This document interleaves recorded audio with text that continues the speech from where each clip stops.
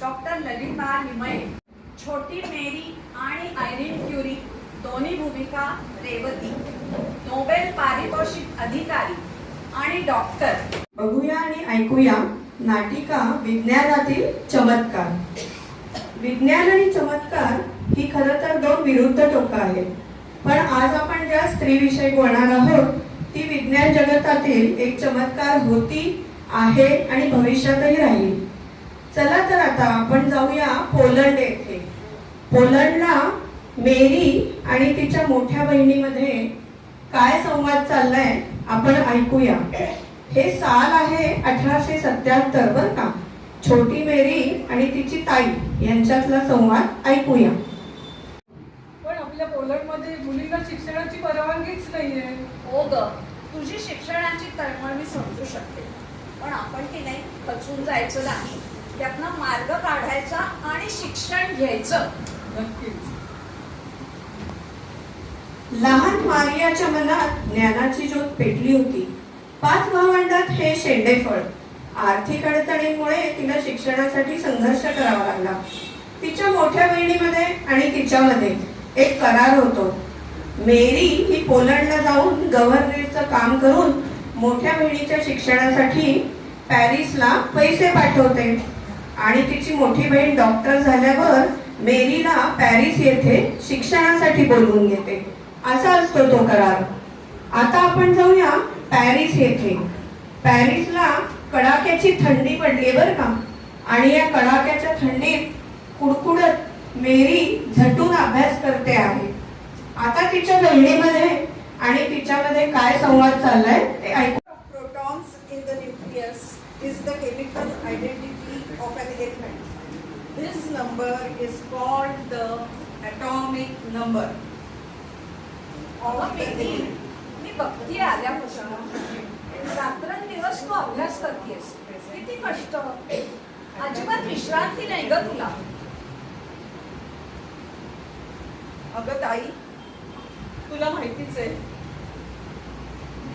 अगं ताई, तुला माहितीच आहे की तुला हे डॉक्टरीचं शिक्षण घ्यायला आणि आता मला PhDचं शिक्षण घ्यायला किती संघर्ष करावा लागला. खरे आपल्याला आपला देश सोडून, पोलंड हे आपलं राष्ट्र सोडून आपल्याला पॅरिसमध्ये यावं लागलंय.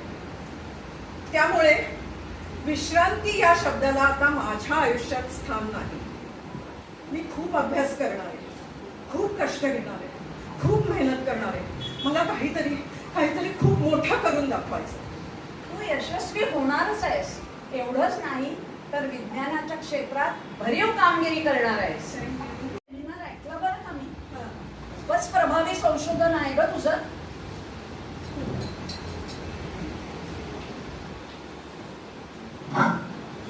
अरे देव, ही तर अजून सुरुवातच आहे. आगे आगे देखो होता है क्या. मला खूप प्रयोग करायचे, अरे खूप अभ्यास करायचा आहे आणि खूप मोठा काहीतरी शोध लावून दाखवायचा आहे. नक्कीच. मेरी, थोडंसं बोलायचं होतं तुझ्याशी. अरे मग बोल की. बरेच दिवस बोलीन म्हणतोय, पण ते बोलणं झालं नाही. आज बोलतोच. मेरी, हा प्रयोगशाळेतला आणि आपल्या आयुष्याचा हे दोन्ही प्रवास आपण दोघांनी एकत्र मिळून करूया का?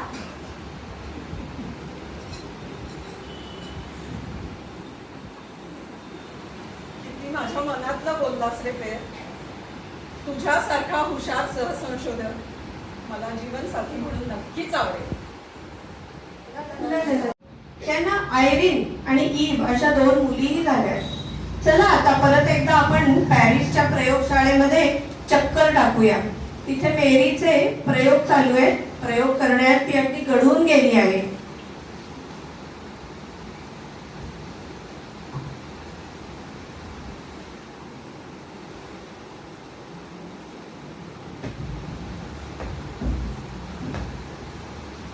हाताला काय लागलंय? आणि हाताला काय लागलंय? हाताला किती काळे फोड आले. काय झाले तुझ्या हाताला? लवकर चल ना. आज जुवाडी लवकर चल माझ्याबरोबर बॉल खेळायला. माझे हात काळे झाले, कबूल आहे. पण हे सगळं कशासाठी चाललंय? कशासाठी? मला मानव जातीच्या कल्याणासाठी प्रयोग करायचे, संशोधन करायचंय.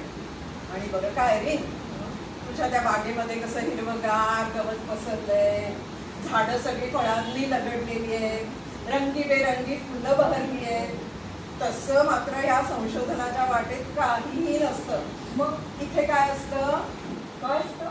फक्त काटे कुटे. बरे. त्यांची वाट तुडवत मी सत्याचा शोध जरूर लावेल. पण आई सत्य म्हणजे काय ग? आता सत्य म्हणजे काय हे कसं समजवायचं ह्या पोरीला? हा, आलं लक्षात. बाळा आयरीन, आपल्या अवतीभोवती जो निसर्ग असतो ना, त्याच्यात खूप सारी गुपितं दडलेली असतात. आणि ही गुपितं म्हणजे सत्य. आणि आपल्या संशोधनाद्वारे या सत्याचा शोध लावायचा. कळलं? हो नक्की. शहाणी आहेच कोणी ती. अगं मेरी, हा, हे बघ, काय? आपल्या शेवटच्या प्रयोगाचे निष्कर्ष किती सकारात्मक आहे. मला असं वाटतं आपण आपल्या ध्येयापर्यंत पोहोचतो. खरंच की. आपल्या कष्टाचं पण आपल्याला लवकरच मिळणार. हो, पण आता आपल्याला अजिबात आळस करता कामा नये.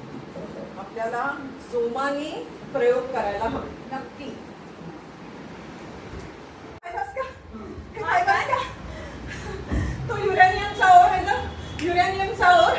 हो. त्याच्या आतमध्ये काहीतरी स्वयंप्रकाशित दिसतंय का तुला? खरंच. दिसतंय का? अद्भुत आहे. हा नक्कीच नवीन शोध आहे. हा नक्कीच नवीन शोध आहे. जगाला उजेड देणाऱ्या प्रकाशाचा शोध लागलाय. हो हो हो हो. आणि या प्रोसेसला, या प्रक्रियेला, या फिनॉमिनाला आपण रेडिओ ऍक्टिव्हिटी असं नाव देऊ. बरोबर. अगदी सार्थ नाव. अशा प्रकारे मेरी आणि पियरला त्या अंधाऱ्या पडीक प्रयोगशाळेत जगाला उजेड देणारा प्रकाश शोधण्यात यश आलं. हा शोध वैज्ञानिक इतिहासात क्रांतिकारी ठरला. आता साल आहे 1903. आपण जाऊया आता स्टॉकहोम येथे. स्टॉकहोम येथे नोबेल अधिकारी काय म्हणतायत बघूया. रेडिओ ऍक्टिव्हिटीचा शोध लावण्यासाठी मेरी क्युरी, पियर क्युरी आणि बॅक्वेरेल या 3 फ्रेंच संशोधकांना फिजिक्सचे नोबेल पारितोषिक प्रदान करण्यात येत आहे.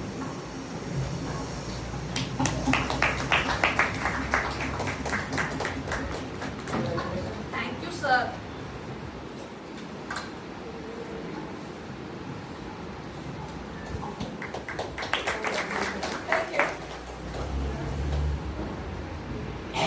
पाहिलं ना मंडळी, अथक शोधानंतर रेडिओ ऍक्टिव्हिटीचा शोध 1903 साली मेरीने लावला.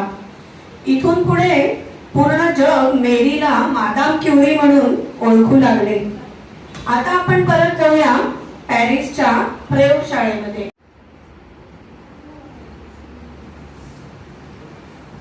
अरे पेर, हा टनाटनाचा पीच ब्लेंडचा कचरा आपण किती दिवस झाले ढवळतोय. खरंय ग.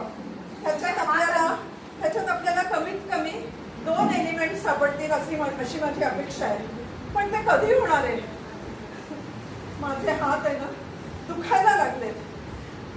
मी घट्टे पडलेत माझ्या हातावरती. मी बघतो. पण मेरी, तू कर थोडा वेळ. असं धीर सोडून आपल्याला चालणार नाही ग. हो, तेही खरंच. चिकाटी ही तर आपल्या शोधाची जननी आहे. अगदी आणि बरोबर. आपण आपल्या ध्येयाच्या अगदी जवळ आलो आहोत. हो हो. आता पेशन्स ठेवला पाहिजे, पर्सिव्हिअरन्स ठेवला पाहिजे, आळस नको, सारखे प्रयोग करायला हवे. मी करते आता.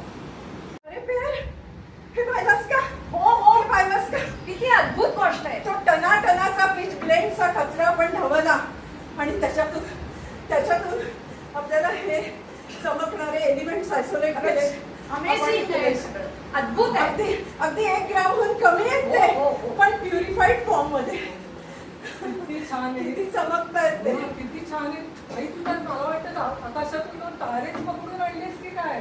अगं बाळा आयरीन, माझ्या दृष्टीने हे तारेच आहेत आकाशातले. मला किती आनंद झालाय. किती दिवसांच्या आपल्या कष्टाचं फळ आपल्याला मिळतंय. खरंच खूप आनंद झालाय. तर मेरी हा, ह्या एलिमेंटला दोन्ही एलिमेंटला आपण नावं देऊया. हा. काय बरं नाव द्यायचं? विचार करतो थोडा वेळ.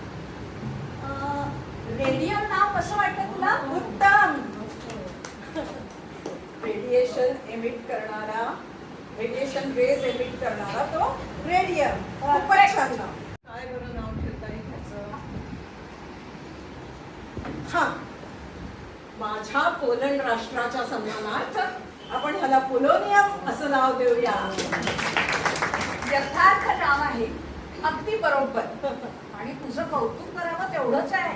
का बरं? किती राष्ट्रप्रेम, जाज्वल्य राष्ट्रप्रेम आहे.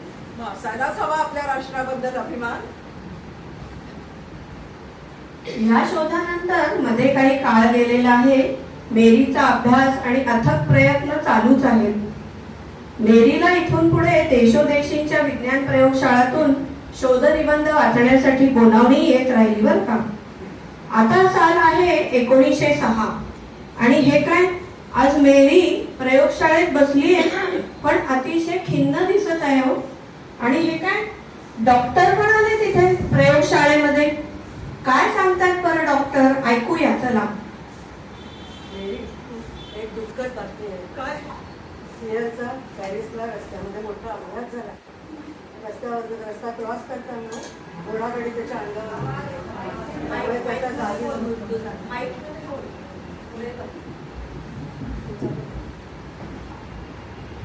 एक दुःखद बातमी आहे.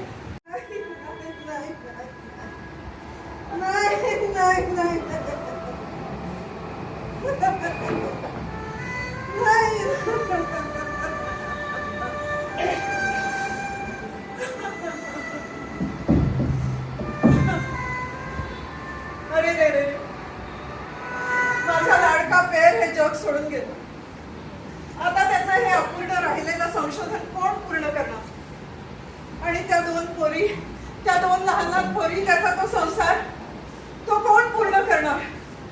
मला एकटीला नाही जमणार हे. नाही झेपणार मला, नाही झेपणार मला हे, नाही झेपणार. सोडून देणार आहे मी हे सगळं, सोडून देणार आहे, सोडून देणार आहे.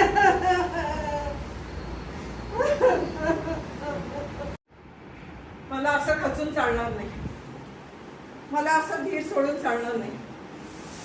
मला परत कंबर कसली पाहिजे. त्या फिनिक्स पक्षासारखी मला परत भरारी घ्यायलाच हवी.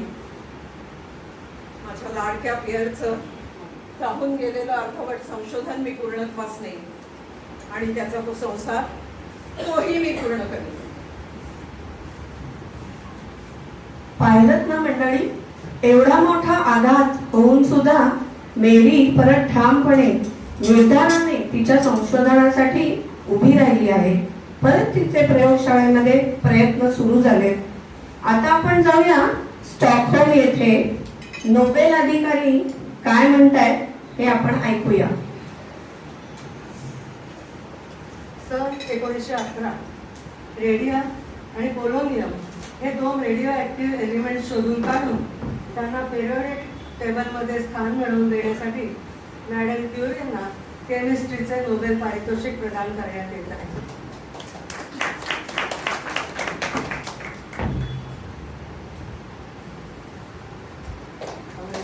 धन्यवाद. अशा अथक प्रयोगशाळेत काम करून मेरी खूप थकली आहे, खोकतेही आहे, आवाजही खोल गेलाय, पण तिचे अथक प्रयोग मात्र चालूच आहेत. ऐकूया बरे ती काय बोलतीये हे. 100 gray radioactivity emitted by radium and मेरीने जन्मभर ज्ञानोपासना केली, विज्ञानासाठी आयुष्य वेचलं, emitted by पण रेडियमच्या किरणांनी शेवटी तिचा घात केलाच. मेरीला एप्लास्टिक एनिमिया नावाच्या कर्करोगाने शेवटी गाठलंच आणि 1934 मध्ये तिचा मृत्यू झाला.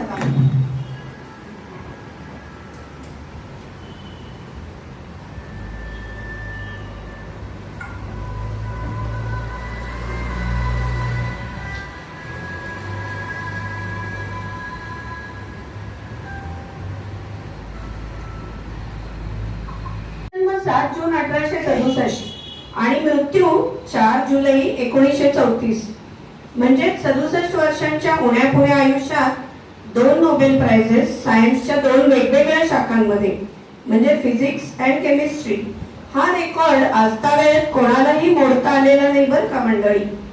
आता बघूया मोठी झालेली आयरीन ही आईला म्हणजे मेरीला काय म्हणतीये हे आपण ऐकूया. आई अगं तुला काय झालं? अगं बघ ना माझ्याकडे. आई बघ ना माझ्याकडे. तुझी लेगसी नक्की पुढे नाही, तुझा वारसा नक्की पुढे नाही. बघ ना माझ्याकडे आई, बघ एकदा. आणि तिचा नवरा फ्रेडरिक जोलियो यांना केमिस्ट्रीचे नोबेल मिळाले. आणि एकाच कुटुंबात 5 नोबेल बरं का, नीट ऐका. एकाच कुटुंबात 5 नोबेल हा एक नवीन विक्रम प्रस्थापित झाला. अशा या विज्ञानातील चमत्कार आणि आढळ तारा असलेल्या मादाम क्युरींना आमचे शतशः पण या शोधानंतर हे सगळं चित्र पालटलं आणि मॅडम क्युरींनी मॉडर्न न्यूक्लिअर सायन्सचा पाया रचला. मला सांगण्याचा आनंद होतोय की आपल्या अलकाताई याच विषयातील तज्ज्ञ आहेत. दुसरं असं की रेडियमचा शोध लागल्यावर रेडिओथेरपी, कॅन्सर रेडिओथेरपीसाठी त्याचा वापर होऊ लागला. पण थोड्याच दिवसात असं लक्षात आलं की त्याचे खूप टॉक्सिक साईड इफेक्ट्स होते. त्याच्यामुळे मग तो उपयोग थांबवला. आणि अजूनही आपल्याला माहिती आहे की कॅन्सर साठी रेडिओथेरपी वापरतात, पण त्याचे सोर्सेस रेडियम नसतो त्याचा सोर्स, त्याचे सोर्सेस कोबाल्ट आणि सीझियम असे असतात. पण तरी रेडियमचा उपयोग न्यूक्लिअर रिॲक्टर प्लांट्स जिथे पॉवर जनरेशन होतं, जसं चर्नोबिलमध्ये तुम्हाला सगळ्यांना माहिती असेल की खूप वर्षांपूर्वी तिथे मोठा ॲक्सिडेंट झाला होता, लिकेज झालं होतं रेडिओएक्टिव्हिटीचं. तिथे एक मोठा पॉवर प्लांट आहे. आपल्या मुंबईला तारापूरला एक मोठा पॉवर प्लांट आहे, कल्पकमला मोठा पॉवर प्लांट आहे. तर तिथे पॉवर प्लांटमध्ये त्याचा रेडियमचा ॲक्सलरेटर म्हणून उपयोग होतो. आणखीन एक मला सांगायचं होतं की विज्ञान निष्ठेबरोबर मेरीने मानवतावादी दृष्टिकोनही जोपासला. वर्ल्ड वॉर 1 मध्ये तिने आपलं सगळं रिसर्च गुंडाळून ठेवलं आणि छोट्या गाड्यांमधनं तिने x ray machines, portable x ray machines घेतले आणि ती युद्धभूमीवर गेली आणि तिथे इंज्युअर्ड सोल्जर्सचे तिथल्या तिथे एक्सरेज घेतले आणि ते जे सैनिक होते, जखमी सैनिक, जर त्यांना फ्रॅक्चर असेल तर लगेच त्यांना ट्रीटमेंट मिळाली आणि अशा प्रकारे बऱ्याच सैनिकांचे प्राण वाचवता आले. तर त्या छोट्या व्हेकल्सना पेटिटिस क्युरीस असं म्हणायचे. आणखी एक शेवटचा पण खूप इंटरेस्टिंग रिसर्च नोट्स लिहिले होते, ज्या डायरीज तिने मेंटेन केल्या होत्या, त्या अजूनही तिच्या लॅबमध्ये अवेलेबल आहेत. पण त्या आता मोठ्या लेड बॉक्सेसमध्ये ठेवल्या आहेत आणि जर कोणाला संशोधकांना त्या वापरायच्या असतील तर ती परवानगी आहे. पण तुम्हाला रेडिओ ॲक्टिव्हिटी हँडलिंगचे सगळे नियम पाळावे लागतात आणि मगच त्याला हात लावता येतो, कारण त्याच्यातून किरणोत्सर्ग बाहेर पडतोय आणि पुढचे 1500 वर्ष तो बाहेर पडणार आहे. त्याच्यामुळे ही काळजी घ्यावी लागते. धन्यवाद.